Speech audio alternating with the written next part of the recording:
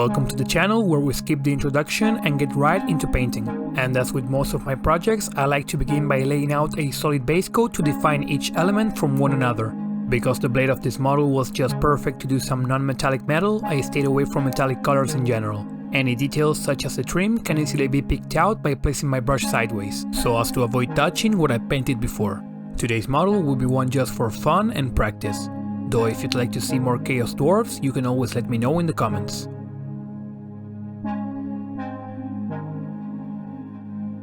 With the base coats applied, I got some definition through an overall wash of black and brown. Only thing to note here is that since the wash will run down due to gravity, I begin from the top, having my brush nicely loaded, and then spread the wash evenly towards the bottom. After a section is worked on, I avoid touching it so not to peel the paint as it dries.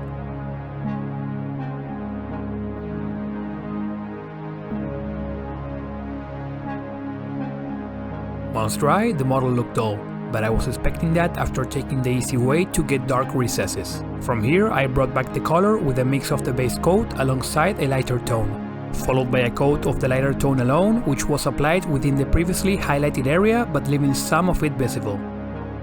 Today's paint job is certainly not one I'd go for if I was planning to do a whole army, but with the Chaos Dwarfs coming back to the old world, I had an itch to paint one. And looking through models, I stumbled upon this guy in a Kedai Fireborn.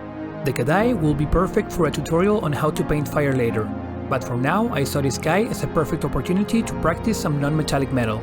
Still, I don't like to leave models half painted, so I threw down a quick paint job for the rest of the model.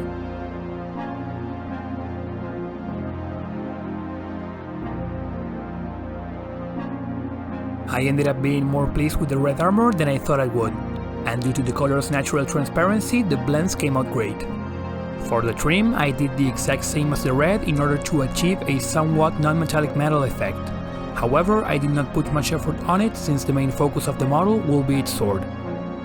When we think about non-metallic metal, we oftentimes think of the work of pro painters with their smooth blends and reflections upon reflections.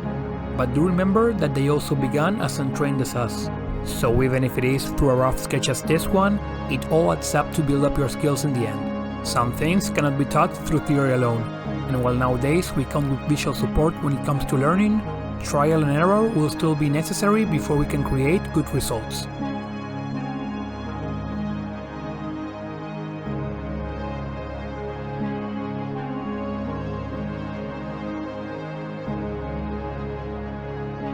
The rest of the details, such as the leather and beard, received a single highlight, and the face was painted through the steps I've shown on all of my face painting tutorials. With that done, I'll be using these three colors to paint the non-metallic metal effect of the blade.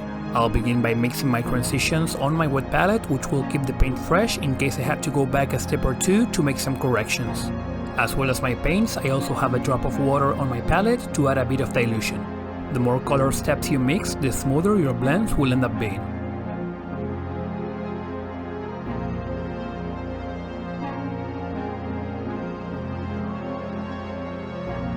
I sketched two light reflections, one over the upper curve and another one towards the bottom.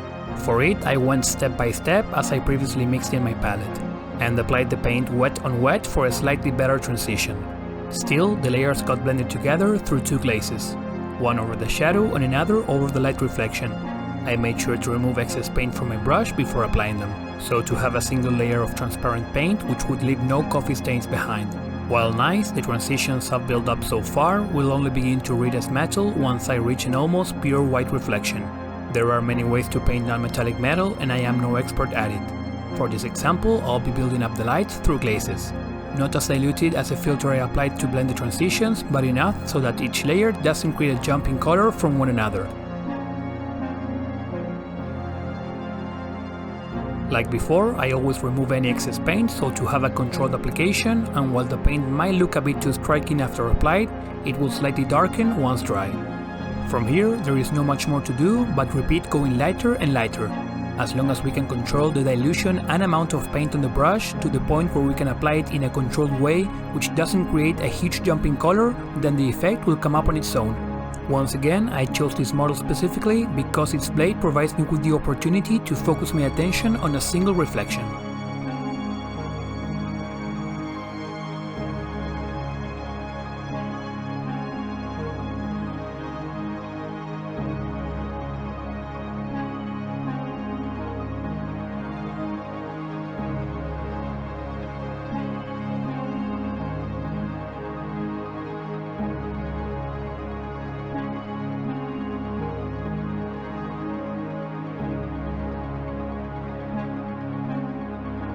One more thing I'll do is through my water trick paint up the runes.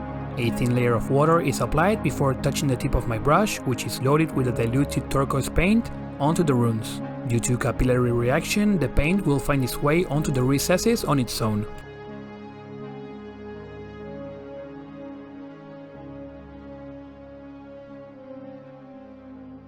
For any spillover, I'll just work some paint onto my brush, lay it flat against the blade and reapply the base coat, completely avoiding the recesses.